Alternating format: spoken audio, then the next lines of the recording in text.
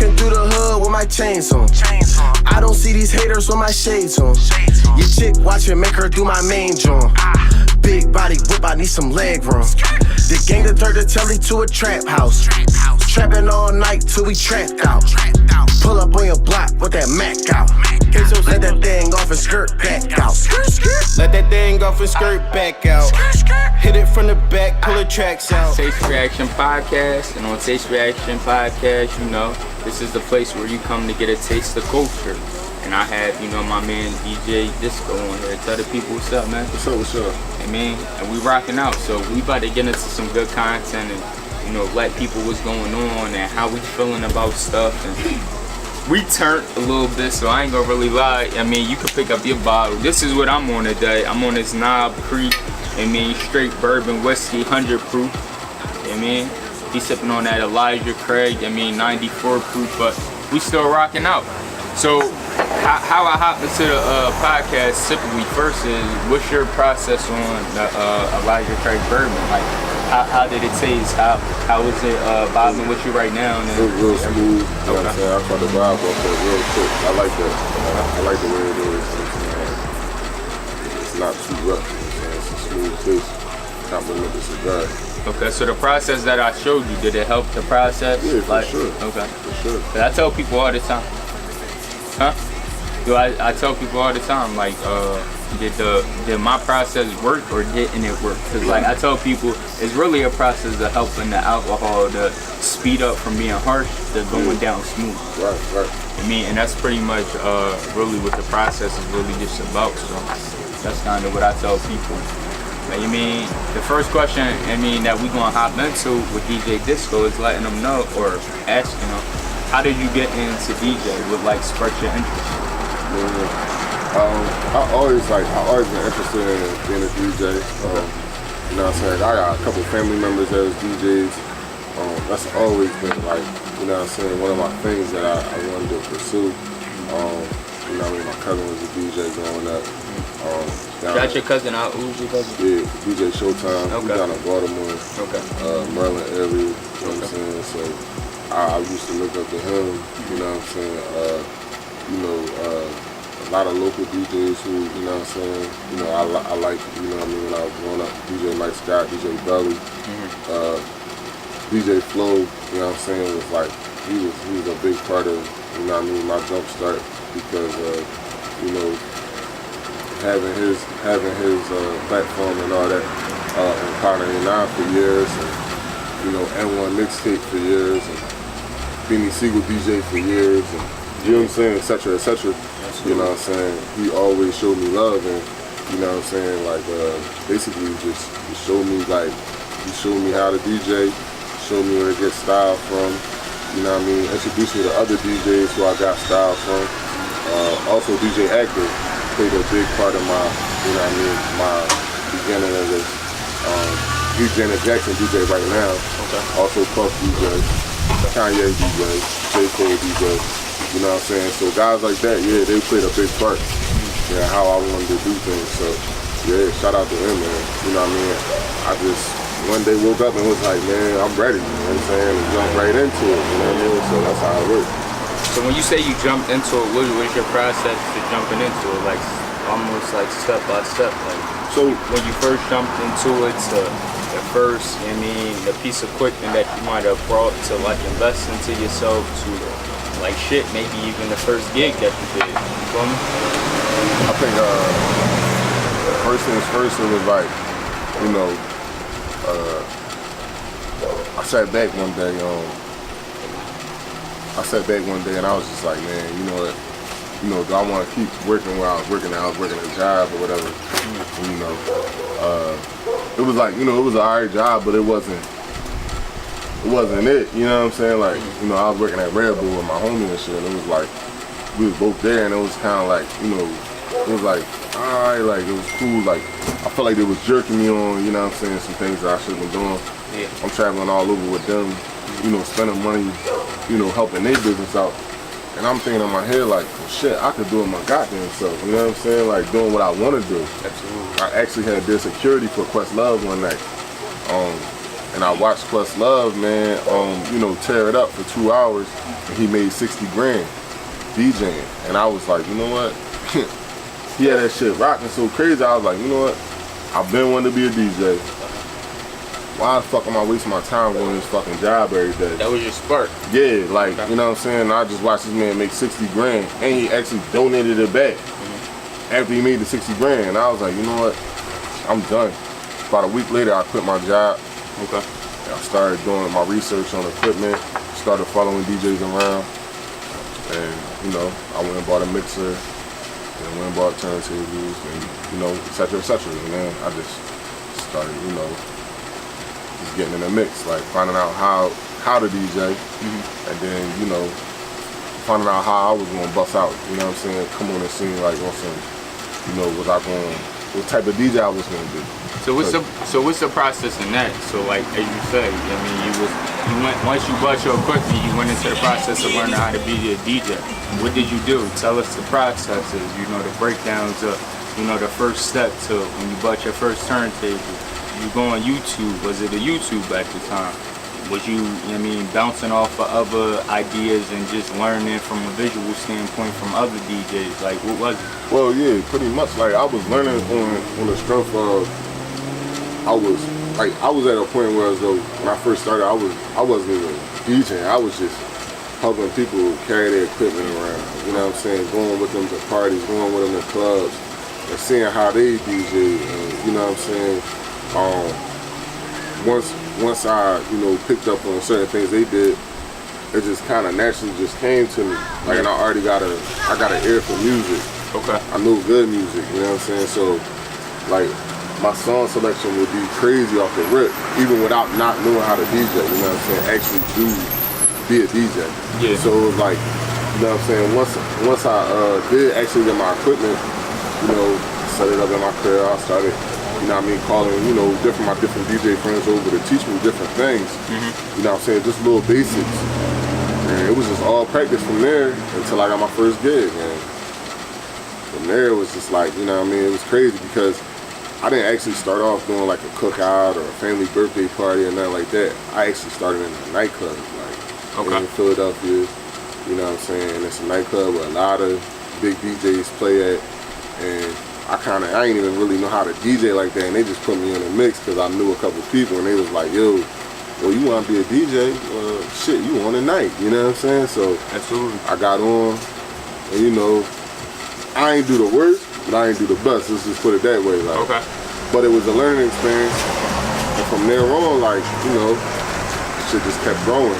I learned from my mistakes, and I got back in the lab for a little while, and then I bust out again. Okay. So, yeah, that's how that worked. Okay. So the next process to that was, okay, when did you realize that you started to get a buzz, like where you was from? Well, basically, like I said, I started out in the city, you know what I'm saying, getting more attention in the city off the rip, because of the connections I had, with local artists and stuff like that. And, they were showing me love, and it was kind of more so like oh man, he the football player trying to be a DJ type thing. Like, you know what I'm saying? That's my young boy, he trying to be a DJ. I'm a rock with him. And it was still love, but it was kind of like more so like on some funny stuff. But, as time grew, like, I started getting better. You know what I'm saying? And it's crazy, like, you want to start with people you don't know before you start with people you do know. Absolutely. Because the people you do know is going to be the harshest critics, you feel me? So it's like, I was working around the big time shit before I came to my local shit, you feel what I'm saying? So when I came back home, I had a local party, and that was like my first time actually like really DJing for my hood, and I turned that shit up. And from there, it just took off. What was the feeling with that? Your first joint that you turned up. And you felt like you had the energy to control the crowd. Like, what was that feeling like? It felt good because the support was crazy. Like, I had a whole lot of people come out that normally wouldn't come out. You know what I'm saying? Especially around here. And it felt good. Like, the momentum was there. You feel me? Like, Like, you know, it was a lot of support. You know what I'm saying? I appreciate that. Yeah. So, you know what I mean? From there, it just kind of like spiraled, you know what I'm saying? Like, you know, things started coming together faster and faster, you know what I'm saying? Like, booking for this, booking for that, you know what I mean? You know, locally, you know what I'm saying? So it was like, I kind of was coming back to my hood and getting popping in my hood, and you know, more and more DJs were starting to fuck with me and starting to respect me a little bit more, you know what I'm saying? So it was like, it was a good feeling, you know what I'm saying? That's how that all kicked off. So before we go into the other transition, what was the name, what was the transition into like going with a name that you would stick with? And how did like DJ Disco even come about? Alright, so basically DJ Flow, like I said, that's my mentor and all that as far as DJing goes. And you know, he DJ Flow, and we was talking, we was coming up with names. He was like, man, what's your DJ name? Like, he helping me with my music, all that. Boom. And I'm like, man, I don't know, man. So he like, fuck it, it's this though. So like, he just came off the top of his head with it, like, and we was just like joking about it, but shit started to stick, you know what I'm saying? And then, like, it just got real catchy, you know what I'm saying? And most of the fly niggas I know named Dave, you know what I'm saying? They named Disco, you know what I'm saying? My name Dave, so it just made sense. So I was like, nah, that's a fly ass name. So boom, DJ Disco. We just took off with that shit. Like, you know what I'm saying? It's like funny to me now because I don't motherfuckers don't even call me Dave no more. They just call me Disco, you know what I'm saying? Like, that shit's funny, man. Like, you know what I'm saying? So yeah. Okay, so we got the whole name thing and how you came about the name. What was the process transitioning from a party where you felt like you got to rock into moving and transitioning into other stuff, like other events where, you know, now you knew it was time to like turn it up. Now you know it was time to like really get into stuff. I mean, what was the process in that? Well, it was like, you know what I'm saying, basically. And how fast was the process? I mean, the process moved real fast for me because, like, I attacked the situation differently. Like, I wasn't like everybody else. Like, you know, I'm gonna practice in my room for, you know, 3-4 years before I bust out. Yeah. Like, nah, I'm more so like just ready to go. Yeah, like I came from the, you know, like my homies, like they always say, yo, you a Lakers fan, you a Cowboys fan. Like, nah, I'm for the show. You feel me? So it was like, I ain't scared of no challenge. So it was like, you was ready for whatever came with that. Whatever came with that, like, if I was gonna get criticized for not being as good, I'm good with that. Yeah. Because I'm trying something new, you know what I'm saying? You can learn from that. I can learn from that. So at the end of the day, I wasn't scared to put myself out there. And you know, a lot of times, a lot of cats are scared to lift their skirt up and ask for help or even show that they got a weakness. No, it's no weakness in trying, you feel what I'm saying? The weakness is in not trying. Yeah. So I was like, all right, fuck it, I'm gonna try. Boom, with that came a lot of respect. Because even from DJs that's great, they was like, you know what, this dude might not be the best right now, but he got potential. And he willing to learn. He not acting like he know everything. So motherfuckers just started dealing with me different, you know what I'm saying? Teaching me stuff, putting me on. Like DJ Active, like I said, he started letting me open up for him. DJ Active big time, like I mean he DJ for Common, J. Cole, etc. etc. Yeah. Boom. Currently on tour with Janet Jackson. This nigga just putting me out there. Yo, come open up for I met him one night at a club, just told him like, yo, nah, fuck with you, like, you know what I'm saying? You popping, boom, boom, I know your man. He like, hey, you know what I'm saying? Like, I like your style. Like, I came through with my t-shirts and my logo and all that shit. He was like, yo, I like the way you promote yourself. He was like, from here on out, I'm gonna fuck with you. Boom. So I'm thinking he bullshitting. He had his manager come in the next day, like, yo, you opening up for Active this weekend at one of the biggest clubs in Philly. So it was a new club, biggest club. What was the club? 1925. Okay. You know what I'm saying? And at the time, it was actually like, I want to say it was like, it was a big weekend, man. I'm trying to remember. What year?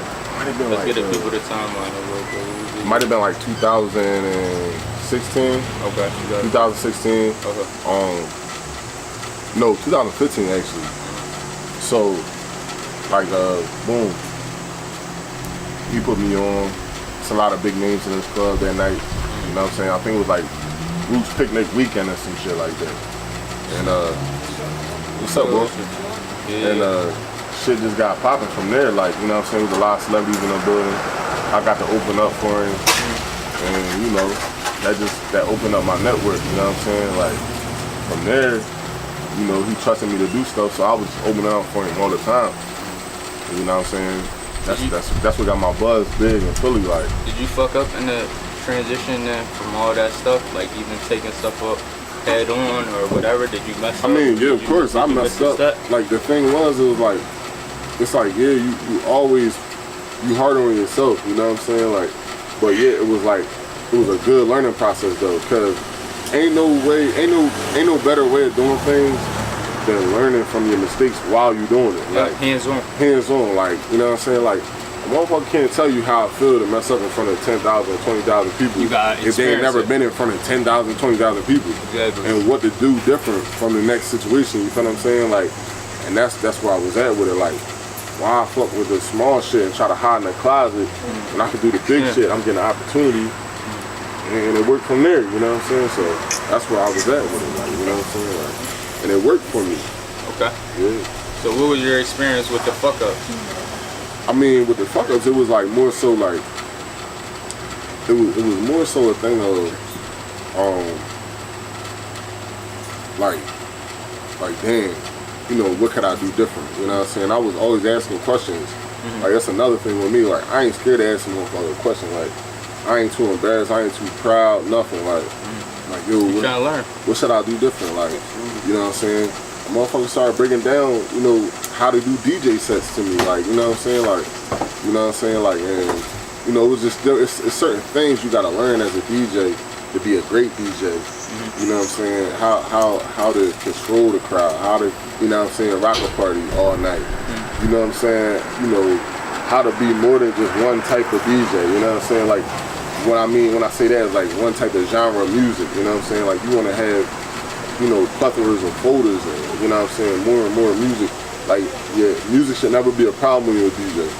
So that was just shit I was learning from my mistakes, you know what I'm saying? So, you know, I was going in playing all trap music and shit. And, you know, that got you hyped. Right, shit I like, man. You had to realize. Yeah, to realize you gotta step back. This ain't about you right now. It's about the crowd. It's about the crowd. So controlling the crowd. Right. So that transition, how did you learn how to control the crowd? And what is pinpoint of controlling the crowd? Pretty much, like, see, every DJ is different, and every DJ is different, and you know, me personally, like, I like to attack, you know what I mean, the ladies first.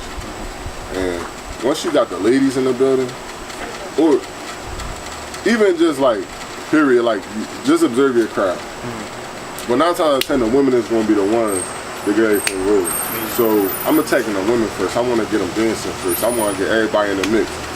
And then, you know, once I get that reaction, I'ma, you know, start playing, you know, some radio joints, some joints that everybody knows, you know what I'm saying? Yeah. And, you know, get everybody involved. Yeah. And that's how I rock, you know what I'm saying? Like, that's just what I do. Like, you know, and I talk a lot on the mic while I'm DJing. So, like, that was kind of like a thing that I had got. Like, I always, when I was a kid, I used to love Kid Capri, DJ Kid Capri. And,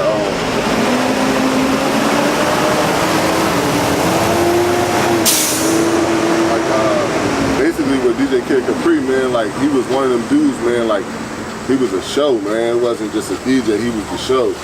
And that's what I was more so, like, pushing. Like, I'm gonna be a show, I ain't gonna be there, you know what I'm saying? Just play music all day, like, you know what I'm saying? So, like, with that being said, that's how that all kicked off, you know what I'm saying? I just gradually just picked a little bit from here, you know, started learning different little things to get a reaction a little bit better. And I just, you know, try to keep perfecting it. You know what I'm saying? I tried to perfect it at that time, and I'm still trying to perfect it. So your first couple gigs that kind of got you popping wasn't necessarily within your hometown, was it? Nah. Okay. Nah, not at all. Like, people actually, like, you know, like, the people in my hood was kind of like more so like looking at me like as if, like, you know what I'm saying? I think they kind of took it as a joke, or like as if I was just trying something, and, you know, like, it was like for shits and giggles, you feel me? But not knowing the whole time, the people that really knew me knew that I really wanted to do this shit for a long time. So it was like it came together at the right time. You know what I'm saying? Like, and they respected it. You know what I mean? And we just started rocking for that. Like, yeah. Go ahead. Yeah, like when I listen to people interviews and shit like that, like people that I look up to, or like people I idolize and all that, like I listen to their beginning. Like I don't listen to, their success. I want to hear the like you said, I want to hear the story, the mess ups, and you know what I'm saying, the trials and all that. Like because at the end of the day, everybody got a story, bro. Absolutely. Like that shit don't be sweet, you feel what I'm saying? Especially if they in a position that other people want. Yeah. And the key to this thing is just, staying steady and steadfast and like staying focused. Staying consistent, like because like, as soon as you take off, another motherfucker right in your spot. Yeah. You know what I'm saying? So I don't take no time off. Like I keep pressure on people, you feel what I'm saying? Like and I ain't on I'm hating on nobody or nothing, but I know where I want to be, you know what I'm saying? And I'm not going to let nobody slip past it, you know what I'm saying? Like, or if we do, we going to go together, you know what I'm saying? It's like, it's just that's that instant, and like, I got to keep getting it, like, I got to keep grinding, because like I was saying earlier, like, this is just a small piece of life, this is a small piece of the earth, like, you know what I'm saying? Like, shit's so much bigger, and it's like, man, some people that's so much more hungry than us, so it's like, you can't fuck around, you know what I'm saying? You don't have no time to wait. And who's to say you're gonna be here next year? Who's to say you're gonna be here next week? So it's like, man, turn that shit up right now. Your wave and just turn it up and do what you gotta do. It's funny, I relate to that so much. Yeah. Like I tell people all the time, my new thing, we buying up real estate. And that's a metaphor. Yeah. The metaphor is I'm buying up real estate, I'm buying up content. I'm buying up different lanes and the shit to tap into, like do what I gotta do, cause just like I said, even if I buy up that idea and I do what I gotta do and then I tap into it and then we just build on that shit, it's kinda like a house. You buy up a property, you destroy that shit, break it down to the bones and then you build it back up. So like it's the best thing that you seen or the best thing to present to the people. That's kinda how we rocking out over here. We buying up real estate. Face Reaction Podcast, Unique Arts Entertainment. That's how we coming. So, that's kind of how I'm going about stuff right now. You feel me? Because it's about tapping into different branches and just tapping into different minds, like you said. If you just tapping into a small group of people and they minds, your platform ain't really bound to grow the shit. That's why it was crazy because. Okay, I watch this shit on YouTube all the time, and they are, I really listen to people and information. I don't really get too sensitive. I used to get sensitive before. So when I came into this situation again, I told myself, bro, take in knowledge, take in what people saying. People not always trying to steer you in the wrong direction. Just taking the information that they might be saying that's really useful, and then just disregard the shit that's not useful because it's not useful to you. And you don't think that is going to help out in a way. But just one person's mind can't really control it all. They got people around them improving their vision, making this shit better, and whatever. Like I tell people all the time, I'm pretty much doing it myself. Besides, my girl doing the shit behind the camera and controlling that, and whoever else I get to control the camera, I'm controlling the content. I'm coming out with shit. I'm trying to figure out ways to stay in front of the public and come up with different content. See, one thing I'm going to tell you that you're doing right is that you keep yourself in front of the camera. You feel what I'm saying? One thing that I'm big on is content. Content, everything, man. Because believe it or not, everything in the industry is more about what it look like. It ain't about what it is. It's about what it look like. Because I know a whole lot of artists. You know what I'm saying? And they look like they got 50 fucking million. You feel what I'm saying? And them niggas grinding like me and you. You feel what I'm saying? And not saying that they don't have nothing, or not saying that they ain't making no money or nothing, or not trying to, but they steady putting out content, letting you see they grind, letting you see what they got going on, letting you see they wins. You know what I'm saying? Motherfuckers don't too much post their failures. they post their wins, you know what I'm saying? And that's the content you need. That's what good content is. And you doing good content because you constantly bringing people on, constantly, you know, asking the right questions. You getting different views of, you know what I'm saying, life on here. So that's what's gonna make you grow. Just so y'all know, these really drunk questions. Like I be having them in my head, but like a lot of shit be coming off the dome. But it's like real shit though. Yeah, just like I say, you don't got people sitting up here. With one time I really had to reference to my tablet to get information because typically the flow just go. I mean, people just be rocking out. No doubt. They be having a good time. We be rocking out. People don't feel like they being interrogated. We really just rocking out, vibing out. We could talk about shit. Right. I don't care if we talking about the fucking sky for like 10 minutes. Right. You feel me? People coming on here, they doing what they want to do. Right. I mean, but also at the same time, I'm kind of controlling the content. But it's like, bro, talk about what you want to talk about. Right. Talk about the shit you want to get into. And I mean, that's kind of where that goes. And I kind of, you know, play mediator and doing whatever. So that's the next thing we want to talk about. So DJ Disco, I mean, how you feeling about artists, you know, who you feel got potential not really reaching out to the DJs? Do you think it's because, like, for instance, a lot of people feel like DJs don't really got the juice no more. See, They feel like DJs don't have the juice. They feel like that ain't really the route to go no more. They think SoundCloud the route to go, and you know, whatever the case may be. What would be something that you would tell the artists that the DJ still has that's really, really unique? See, this is my whole thing. The DJ is, in the music business, the DJ is not owned, but like he's probably on an island alone. He's the most vital part of being successful in the music business. Fuck the internet, fuck what you got going on SoundCloud, fuck all that. Because at the end of the day, if don't nobody know who the fuck you is, they're not going on SoundCloud. Absolutely. They not going on your page. You know what I'm saying? Like, they don't know none of that. They don't, like, it doesn't matter to them because you might be pumping out some crazy shit. But if you're not connecting with the DJ, and the DJ not feeling your shit, or not even that he not feeling your shit, or you're not even just rapping to him and letting him know that I got some shit I need you to play. You know what I'm saying? And you know, just letting him know that you serious, you're not gonna buzz. Because 9 out of 10, you know, a lot of motherfuckers that people respect, even big time motherfuckers, come to the DJ. Like, I didn't have big artists hit me in my inbox and then surprise the shit out of me. Freeway, you know what I'm saying? Davies, Fad, you know what I'm saying? Artists that you'll be like, what? But the fact of the matter is, they sending me content, they sending me music that's not even out yet. Like, yo, I see you buzzing. Can you rock this shit for me? Like, you know what I'm saying? I see you gonna be at this club. I'm opening out the head. So I'm gonna be here, I'm gonna be there. Play this joint tonight. This is one thing I feel like the people need to hear, bro. We're gonna tie into that. We still on the podcast, but we rocking out. You feel what I'm saying? So it's like, cause like for real, bro. I feel like the people need to hear that. You know what I mean?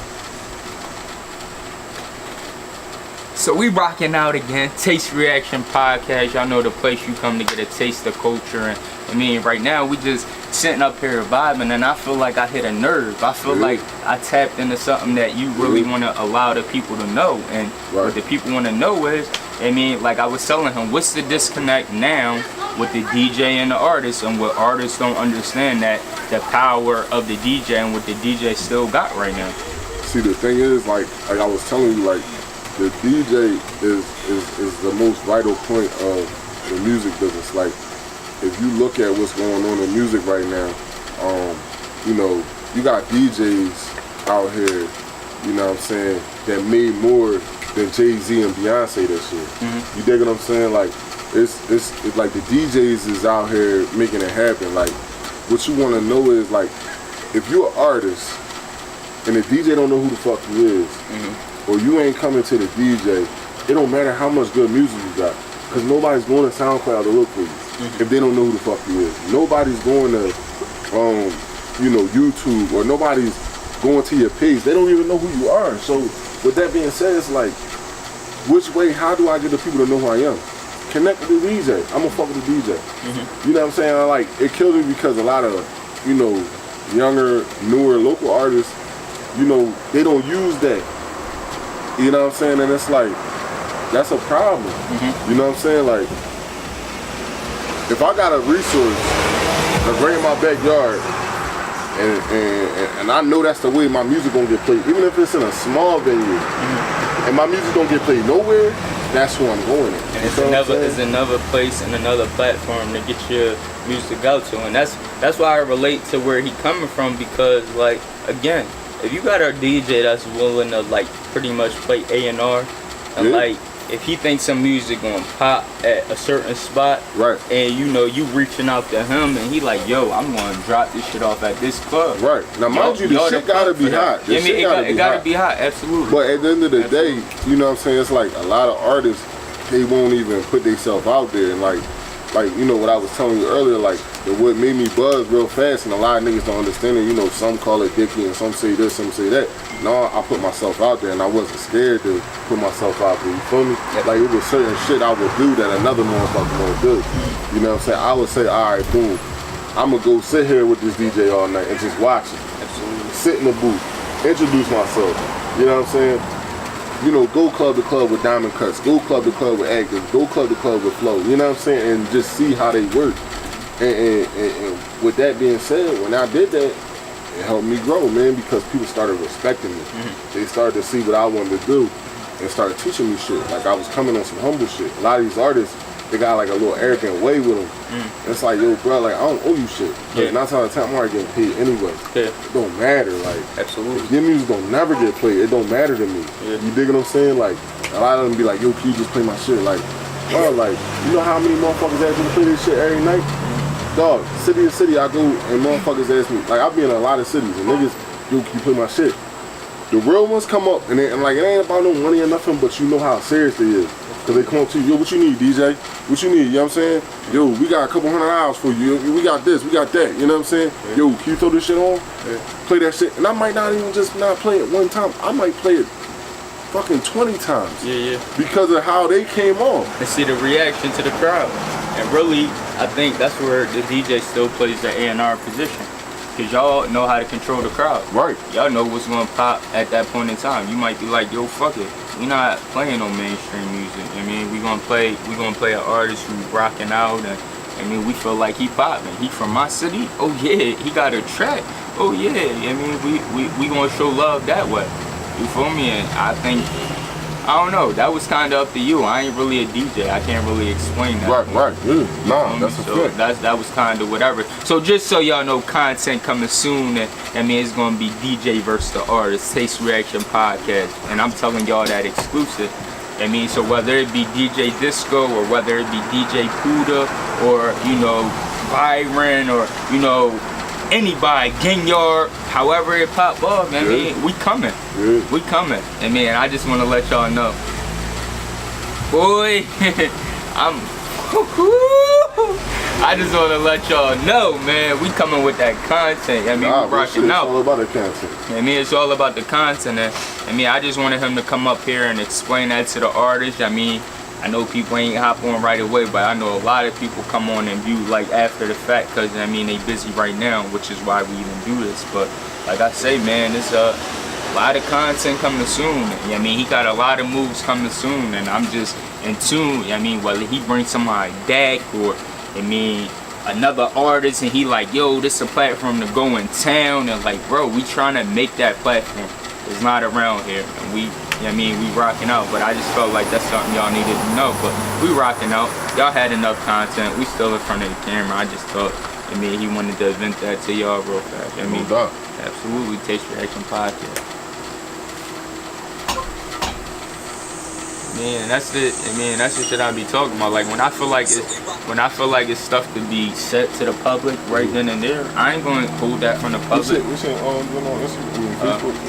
Facebook is Devon Marcel. My middle name. Yo, bro, so many people they ask me that shit all the time.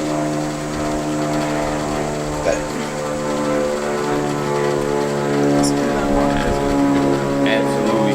I'm gonna actually tag you. That's how we become the bro, right?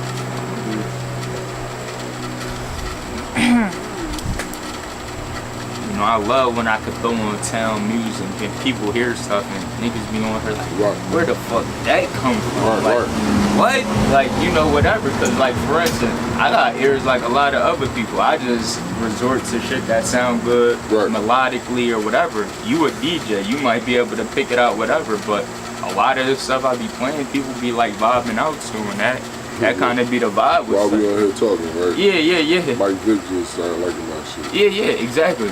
Rocking. I mean, tell the camera. I mean, he had Mike Vick liking his shit. I mean, I mean, stun a little bit. Look, I don't care about people coming on here flossing a little bit. Like he said, Mike Vick. I mean, liking his stuff.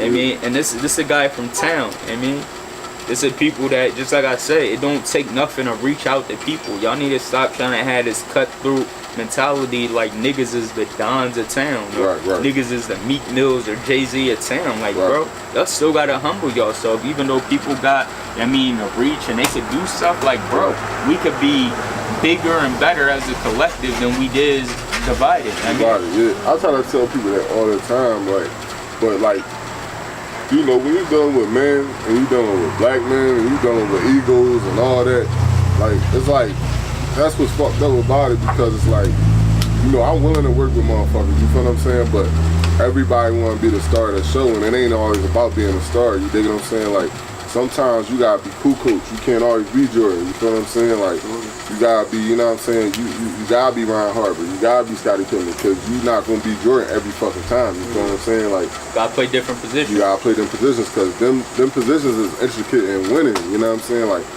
if you gonna win, you need a team. You dig what I'm saying? Like, you need this person. You gotta know your personnel. He good at this, he good at this, he good at that.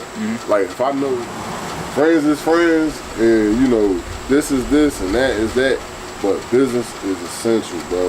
Like, it's always about money, like, you know what I'm saying? Like, I deal with a couple different squads, you know what I'm saying, as far as music and shit. Like, PMH, I fuck with PMH real heavy and shit. Like, that's my team and shit. And like pay man hustle is about, like, it's about making sure your business is right, you know what I'm saying? Yeah.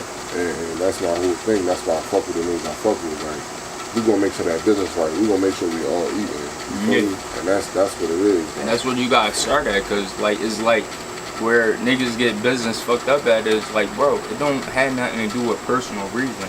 Niggas ran into situations, they know how niggas coming, they know how they could get fucked over. All we trying to do is figure out, I mean, negotiate, figure out how we want this shit to go out, contract-wise or whatever, and just get people to agree to it. And I mean, that's just kind of how that goes. I mean, you can't just be going off a tangent and niggas saying, oh yeah, bro, I'm going to look out, and then, I mean, turn around and do like some foul shit because you didn't have them in the agreement. And they can say, oh, I wasn't familiar with the terms. Nah, nigga. When we sit down, we talk about something, we gonna make sure you agree to the terms. Cause we not turning around and you talk about something, oh yeah, I didn't see that little part. Like, bro, we sat down. You don't want niggas sitting back like, oh yeah, we had a, you know, we not gonna sit down and have conversations like, oh yeah, bro, I ain't know what you was saying.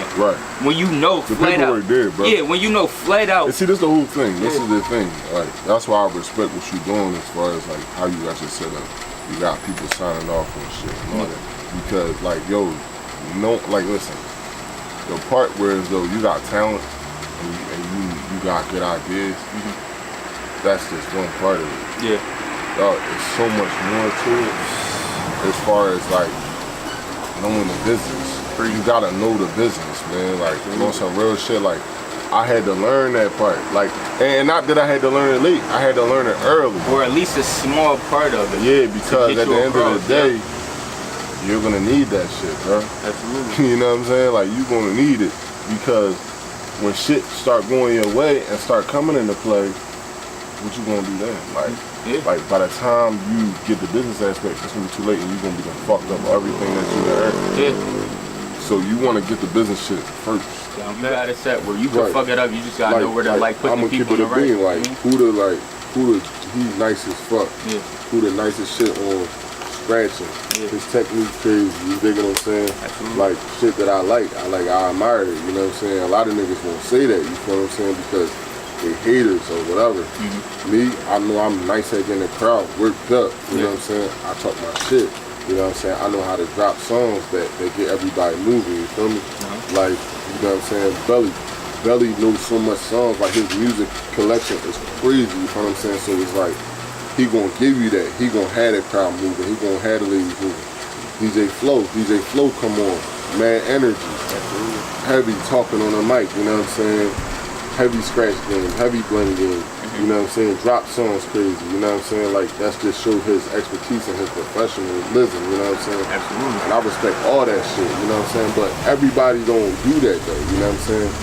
Some niggas be like, man, fuck, he can scratch. Alright, I can scratch too, you know what I'm saying? Instead of just showing love and giving credit where it's due. Like, yeah, you can scratch, but can you scratch like that? You dig what I'm saying? Like, and it's a difference. You just gotta know the difference. Meek Mill said that shit. Absolutely. You gotta know the difference. It's a difference. It's a difference. Man. That's another thing people don't even realize. I mean, and that's what I be trying to tap into all the time. Like, if you really want to see success from like a PA area, whatever, Meek is really one of those people to look at. Man, I could tell you so many stories about like with Meek Mills, man. Like, a lot of people don't know, man. Like, you know, the way I got moving fast on that shit is because I've been around Meek Mills for a long time. Like, a lot of motherfuckers who know me will tell you that. Like, I've been around Meek Mills. I'm the first nigga to really bring them type niggas up here. Yeah. Like, Candy the promoter was having crazy parties in Norristown. Yeah. And I was bringing those Skino up here. I was getting Meek Mills up here. I was getting Young Chris up here. I was getting motherfuckers that was somebody in the game at that time to come here. Absolutely. You know what I'm saying? Even if they was there or if they was on their way there. You know what I'm saying? So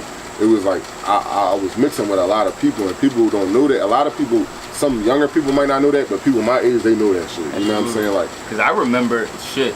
You remember what, if I'm not mistaken, was years ago was the battle down Oak Street. Yeah. I think Mont was a part of that. Yeah. Who else was it? I'm trying to think who else.